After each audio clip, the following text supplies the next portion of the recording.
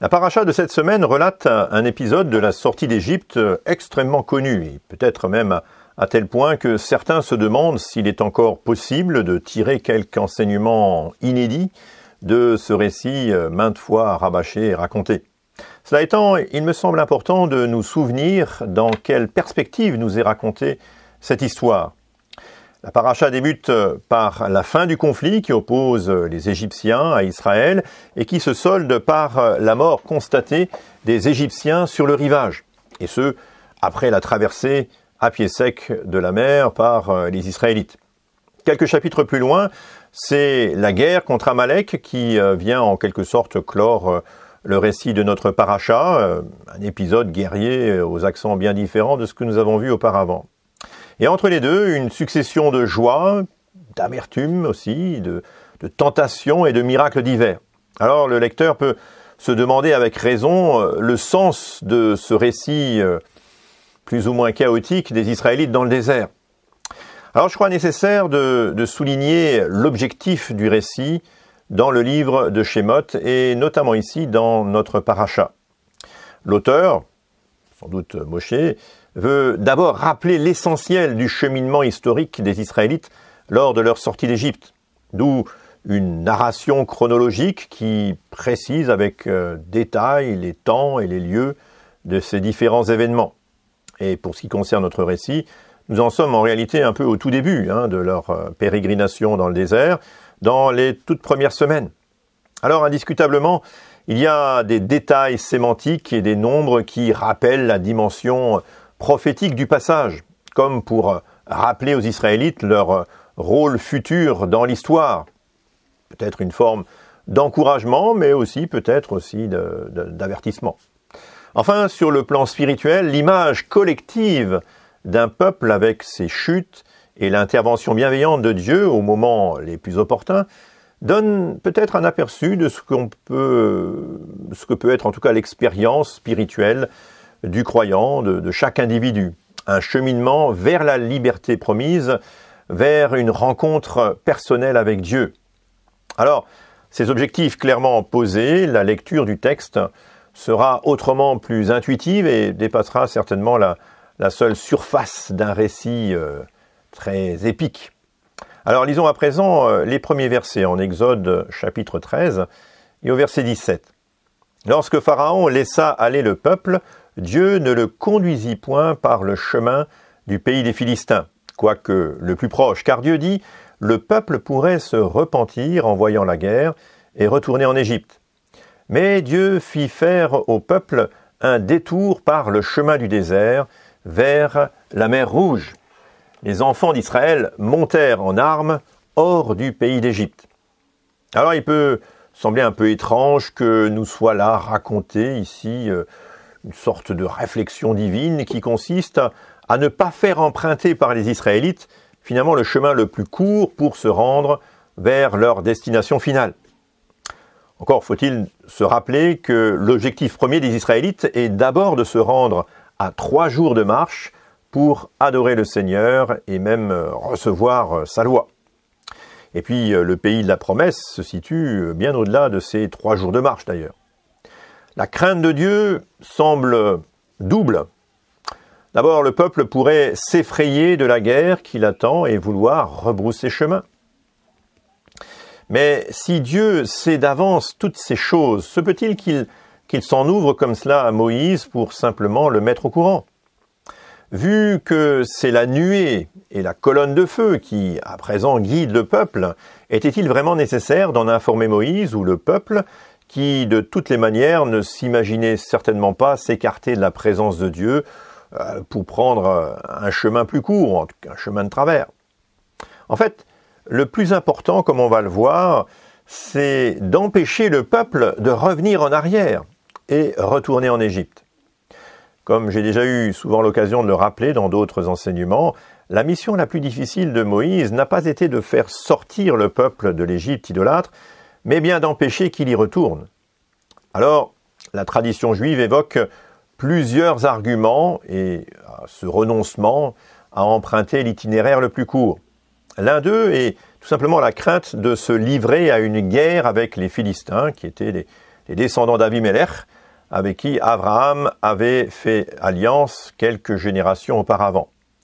L'autre est peut-être celui d'être effrayé en découvrant les ossements d'une partie de la tribu d'Éphraïm supposée décimée dans une guerre 30 ans auparavant. Nous reconnaissons que là, les arguments semblent assez délicats, en tout cas assez légers, en tout cas à mon goût.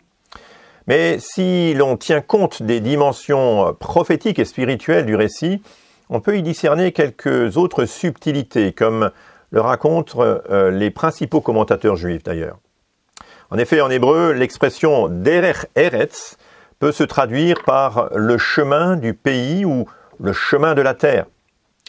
Plus encore que ici le sens littéral, cette même expression peut signifier aussi l'habitude du monde, donc le chemin de l'habitude du monde.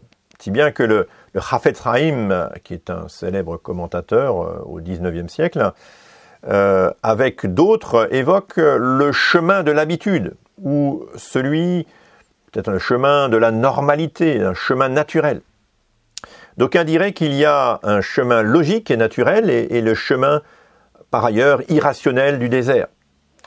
Sur le plan spirituel, les commentateurs indiquent que le chemin du pays des Philistins aurait pu même affecter gravement le peuple sur le plan spirituel, tant l'idolâtrie y était grande, tout comme en Égypte. Et cela aurait pu constituer le chemin de l'assimilation spirituelle, qui est un sujet assez fréquent dans le judaïsme, et un naufrage en tout cas sur tous les plans. Alors le monde est pareillement aujourd'hui le terrain par excellence de la facilité et de la déroute spirituelle. C'est l'entrée dans le moule naturel et l'entraînement dans le courant qui éloigne de la pensée de Dieu. Seuls ceux qui ont appris à le faire, au travers de l'épreuve, sont capables de résister réellement à l'entraînement naturel et capables de remonter en quelque sorte le courant qui semble nous entraîner si aisément dans notre monde. Donc le chemin du désert est en apparence, évidemment, autrement plus hasardeux. Et pourtant, c'est là, dans ce chemin du désert, qu'est l'apprentissage et l'initiation aux voies divines. En hébreu, midbar, qui se traduit par désert, peut signifier également parler dans, étymologiquement en tout cas, ce qui peut vouloir dire que dans le désert, Dieu parle. Le Midrash est donc plus perspicace et voit dans le choix de l'itinéraire, en quelque sorte, une prévention spirituelle, un cheminement intentionnel de Dieu pour préparer le peuple à recevoir la Torah et aussi, in fine quand même, grandir dans sa foi.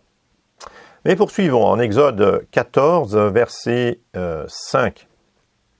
On annonça au roi d'Égypte que le peuple avait pris la fuite, alors le cœur de Pharaon et celui de ses serviteurs furent changés à l'égard du peuple. Ils dirent « Qu'avons-nous fait en laissant aller à Israël, dont nous n'aurons plus les services ?» Et Pharaon attela son char et il prit son peuple avec lui. Un petit peu plus loin, verset 10, Pharaon approchait, les enfants d'Israël levèrent les yeux, et voici, les Égyptiens étaient en marche derrière eux. Et les enfants d'Israël eurent une grande frayeur. Et ils crièrent à l'Éternel, et ils dirent à Moïse, « N'y avait-il pas des sépulcres en Égypte sans qu'il fût besoin de nous mener mourir au désert? Que nous as-tu fait en nous faisant sortir d'Égypte? N'est-ce pas là ce que nous te disions en Égypte? Laisse-nous servir les Égyptiens, car nous aimons mieux servir les Égyptiens que de mourir au désert. » Moïse répondit au peuple, « Ne craignez rien, restez en place, et regardez la délivrance que l'Éternel va vous accorder en ce jour, car les Égyptiens que vous voyez aujourd'hui, vous ne les verrez plus jamais. L'Éternel combattra pour vous, et vous gardez le silence. » L'Éternel dit à Moïse, « Pourquoi ces cris? Parle aux enfants d'Israël, et qu'ils marchent. » Alors, nous connaissons le récit, et l'apparent égarement du peuple, évidemment, dans le désert, n'en est pas un.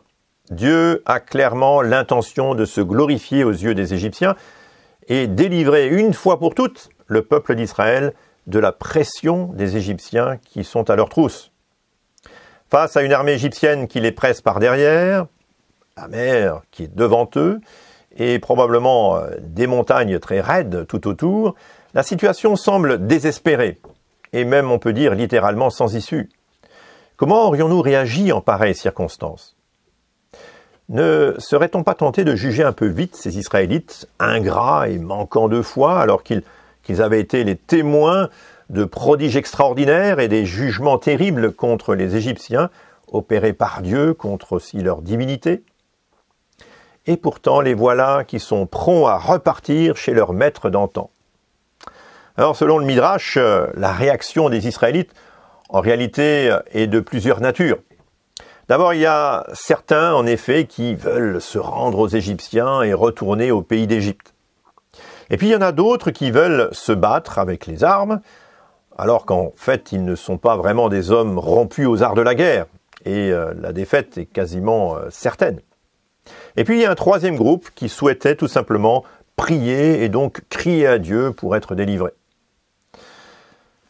Au sein de l'épreuve, quelles qu'aient pu être les expériences passées, les réactions sont variées et pas toujours reluisantes. Être témoin des miracles les plus grandioses ne rend pas forcément plus courageux. Mais ce qui compte finalement, c'est l'action. Comme le dit d'ailleurs au verset 15, quand il est dit « Va et marche ».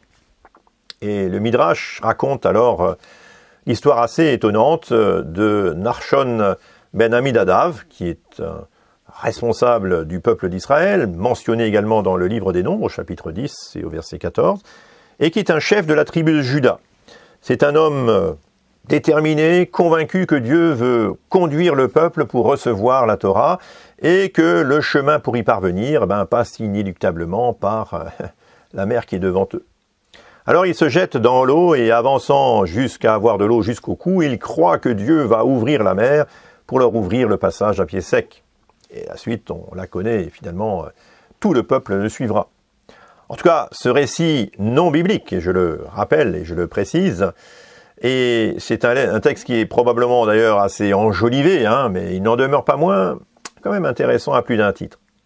Comme on l'a déjà dit, les commentateurs juifs comprennent le récit comme avant tout un cheminement spirituel exemplaire, comme en quelque sorte un modèle à suivre. La traversée de la mer à pied sec est une sorte d'étape en quelque sorte sans possibilité de retour. En effet, quand ils auront traversé la mer étant revenue, il n'y aura pas de retour possible. Le vrai pas de la foi est celui ici qui ne permet pas un retour en arrière. Et à ce propos, l'apôtre Pierre donne un indice intéressant dans sa lettre, la première lettre de Pierre au chapitre 3, verset 21, quand il dit ceci: « Cette eau était une figure du baptême, qui n'est pas la purification des souillures du corps, mais l'engagement d'une bonne conscience envers Dieu. » Alors, en réalité, dans ce passage, il n'est pas question immédiatement de la traversée de la mer, mais de Noé, de son arche et de l'expérience du déluge qui, en quelque sorte, est l'intervention divine pour juger par les flots les hommes pervers de ce temps. Et dans le cas du miracle et de la traversée de la mer à pied sec, eh bien, le peuple échappe par un acte de foi au jugement qui finalement devait aussi survenir, et ce sont les Égyptiens qui périssent alors dans les flots. Alors le miracle de la traversée par tout le peuple de la mer, à pied sec, restera gravé dans les mémoires comme le pas de la foi sans retour. Il marque d'une marche en avant qui ne s'arrêtera plus, et quand bien même la tentation de vouloir revenir en Égypte sera encore bien persistante et j'allais dire récurrente même dans les pérégrinations du peuple d'Israël. Alors en hébreu, le terme nes, miracle, signifie aussi un mât comme le mât d'un bateau, et en d'autres termes, un point de repère qui se voit de loin. Comme une bannière, on pourrait dire aussi. Et dans la vie spirituelle du peuple d'Israël, il fallait cette bannière, ce mât, un point de repère bien tangible qui puisse lui rappeler que cette sortie d'Égypte est bien un voyage sans retour. L'acte de naissance du peuple de Dieu, quand bien même d'autres étapes vont bien sûr marquer encore la vie du peuple d'Israël, va être un élément central, un élément, j'allais dire, qui marque les esprits. Exode, chapitre 14, verset 30, nous lisons « En ce jour, l'Éternel délivra Israël de la main des Égyptiens, et Israël vit sur le rivage de la mer les Égyptiens qui étaient morts. Israël vit la main puissante que l'Éternel avait dirigée contre les Égyptiens, et le peuple craignit l'Éternel, et il crut en l'Éternel et en Moïse son serviteur. » Un peu plus loin, alors Moïse et les enfants d'Israël chantèrent ce cantique à l'Éternel, et ils dirent « Je chanterai à l'Éternel, car il a fait éclater sa gloire, il a précipité dans la mer le cheval et son cavalier. » Et là, notre lecture est relativement courte. Cette journée a été longue, la conclusion de cette journée est de toute évidence marquée en tout cas par la joie et la foi véritable du peuple dans le grand miracle de Dieu. Et ce miracle a été de traverser la mer sans possibilité de revenir en arrière. C'est cette bannière-là, c'est ce miracle-là dont le peuple avait besoin. Les Égyptiens gisant morts sur les bords de la mer sont l'assurance que ces derniers sont réduits définitivement à l'impuissance contre eux. Et sur le plan spirituel, le premier pas de la foi ne consiste pas seulement à voir l'action puissante de Dieu dans la vie des Israélites, mais il s'agit aussi de voir l'ennemi vaincu.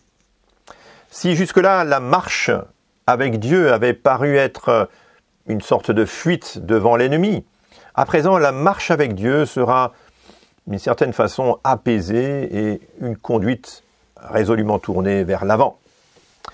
La vie spirituelle du croyant ne doit pas être une crainte perpétuelle du mal et un regard continuellement rivé sur les rétroviseurs, vers l'arrière, le passé. Il doit à présent être tourné vers l'avenir, le futur et la marche en avant. Et assurément, cette marche-là est éminemment plus positive et bien plus constructive. Moshe, le conducteur du peuple d'Israël, figure prophétique du Messie, conduisant son peuple, est au chapitre 15 et au verset 1 l'auteur de ce cantique que j'ai cité à l'instant, un cantique de reconnaissance chanté avec le peuple. Et en hébreu, le premier verbe chanté est en français au pluriel, tandis qu'en hébreu il est au singulier. Peut-être une manière de souligner l'unité spirituelle entre le peuple et son conducteur. Il en est souvent ainsi au début de la marche avec Dieu, mais il en sera aussi ainsi dans les temps de la fin, lorsque le cantique de Moshe, celui-là même qui se trouve ici mentionné dans notre paracha, sera chanté avec le peuple des rachetés, en Apocalypse 15, verset 3. Mais poursuivons, au chapitre 15, verset 22, « Moïse fit partir Israël de la mer Rouge, ils prirent la direction du désert de Chour, et après 3 journées de marche dans le désert, ils ne trouvèrent point d'eau. Ils arrivèrent à Mara, mais ils ne purent pas boire l'eau de Mara parce qu'elle était amère. C'est pourquoi le lieu fut appelé Mara. Et le peuple murmura contre Moïse en disant « Mais que boirons-nous » Et Moïse cria à l'Éternel, et l'Éternel lui indiqua un bois qu'il jeta dans l'eau, et l'eau devint douce. Et ce fut là que l'Éternel donna au peuple des lois et des ordonnances, et ce fut là qu'il le mit à l'épreuve. Et il dit, si tu écoutes attentivement la voix de l'Éternel, ton Dieu, si tu fais ce qui est droit à ses yeux, si tu prêtes l'oreille à ses commandements, et si tu observes toutes ses lois, je ne te frapperai d'aucune des maladies dont j'ai frappé les Égyptiens, car je suis l'Éternel qui te guérit. Et ils arrivèrent ensuite à Élim, où il y avait 12 sources d'eau et 70 palmiers. Et ils campèrent là près de l'eau. Voilà, après l'euphorie de ce grand jour, ce point de départ remarquable, de cette bannière, comme j'ai dit à l'instant, ce mât, ce Ness, il faut quand même avancer et se mettre en marche. Et ici, les chiffres ont aussi leur importance. Les Israélites vont à la rencontre du Dieu vivant dans le désert. Et ce devait être au bout de 3 jours de marche, nous est-il dit. Or, après ce délai, c'est, semble-t-il, la déception. Le désert leur offre étrangement, effectivement, un point d'eau, certes, mais d'une eau qui est amère, imbuvable. L'amertume de l'eau est comme contagieuse et sous la pression de la soif, c'est leur âme qui est à présent amère. Et d'un sommet spirituel, le peuple descend d'un seul coup, dégringole, on va dire, même presque, vers le gouffre de l'amertume spirituelle. Et encore n'est-il là qu'au début de ces pérégrinations. Le murmure et les regrets reviennent donc aussitôt, et on revient avec les mêmes arguments. D'un point de vue prophétique, le chiffre 3 a valeur de symbole, et il est celui de l'épreuve, de l'attente avant la délivrance et le salut. Les 3 jours pressés par la soif sont donc une mise à l'épreuve de la foi du peuple en son Dieu, capable de faire pourtant jaillir de l'eau au moment opportun, ou même tout simplement d'ouvrir la mer. Les eaux amères produisent l'amertume, et curieusement, la réponse de Dieu peut surprendre. Elle se résume en fait par la désignation d'un bois que Moïse doit jeter dans l'eau pour rendre l'eau amère en eau douce et consommable. Et le Midrash indique cependant que ce bois était lui-même amer. Comment donc ce qui est amer, joint à ce qui est amer, peut-il devenir doux ou rendre doux? Et Rashi relie ce bois amer, en fait, dans notre passage, au premier rudiment de la loi transmis aux Israélites. Oui, mais encore, faut-il y voir quelque chose de plus important, une allusion prophétique, une hypothèse alors? En tout cas, si l'amertume est ici symbole de l'impur, comment donc l'impur peut-il rendre pur? Sauf à imaginer que le bois est ici l'image de la souffrance portée par le Mashiach, qui a pris sur lui le péché des hommes pour rendre pur l'homme qui boit à sa source. Cette hypothèse n'est pas si dénuée de connexion avec d'autres passages, et notamment un passage analogue avec, dans toute la description des procédures relatives à la para adouma, la fameuse vache rousse. Mais nous y reviendrons à un autre moment, le moment venu en tout cas. Le Midrash va en tout cas plus loin en soulignant que la soif du peuple dont il est question ici est tout autant spirituelle que physique. C'est pourquoi Moïse donne au peuple en ce même lieu des lois et des ordonnances que l'on qualifie habituellement de chukim, c'est-à-dire des lois qui n'ont pas nécessairement de sens ou de justification rationnelle. N'oublions pas qu'ici, il y a l'idée que Dieu met à l'épreuve son peuple, tel que nous pouvons le comprendre par le Midrash. Ces lois sont en quelque sorte cette mise à l'épreuve du peuple qui doit faire confiance à Dieu pour ses besoins les plus élémentaires, que ce soit de l'eau, que ce soit la nourriture de chaque jour. Et ici, nous entrons peut-être dans cette étape de l'épreuve qui amène le peuple à se dire, oui, est-ce qu'il va aller jusqu'au bout? Et puis Dieu conclut dans ce passage par une formule un peu étrange. Au verset 26, il dit, « Si tu écoutes attentivement la voix de l'Éternel ton Dieu, et si tu fais ce qui est droit à ses yeux, si tu prêtes l'oreille à ses commandements, et si tu observes toutes ses lois, je ne te frapperai d'aucune des maladies dont j'ai frappé les Égyptiens, car je suis l'Éternel qui te guérit. » S'agit-il plutôt d'un avertissement ou plutôt d'un encouragement, d'une mise en garde devant toutes les plaies dont ils ont été les témoins contre les Égyptiens? Est-ce là encore un avertissement? D'un côté, Dieu ne frappera pas les Israélites de toutes ces maladies, et de l'autre, il est celui qui guérit les Israélites. Que faut-il comprendre alors, sinon que la guérison de l'Éternel est justement ce qui préserve le peuple de la chute irrémédiable, à l'instar des Égyptiens. Le pas de la foi des Israélites est l'assurance de la guérison de la part de l'Éternel. Mais c'est aussi dans le pas de la foi que le peuple trouve la force, en quelque sorte, pour accomplir les mitzvot qui lui sont présentés. Parce que Dieu guérit, je peux obéir et marcher dans ses voies. Or, la guérison de l'Éternel passe par les souffrances du Mashiach, comme le dit par ailleurs le prophète Isaïe au chapitre 53, un texte aussi emblématique au verset 4. Et pourtant, ce sont nos maladies dont il était chargé, nos souffrances qu'il portait, alors que nous le prenions pour un malheureux atteint, frappé par Dieu et humilié, et c'est pour nos péchés qu'il a été meurtri, par nos iniquités qu'il a été écrasé. Le châtiment gage de notre salut pesait sur lui, et c'est sa blessure qui nous a valu la guérison. Nous étions tous comme des brebis errantes, chacun se dirigeant de son côté, et Dieu a fait retomber sur lui notre crime à tous. Oui, notre guérison ne dépend pas de notre obéissance, mais d'abord de notre foi.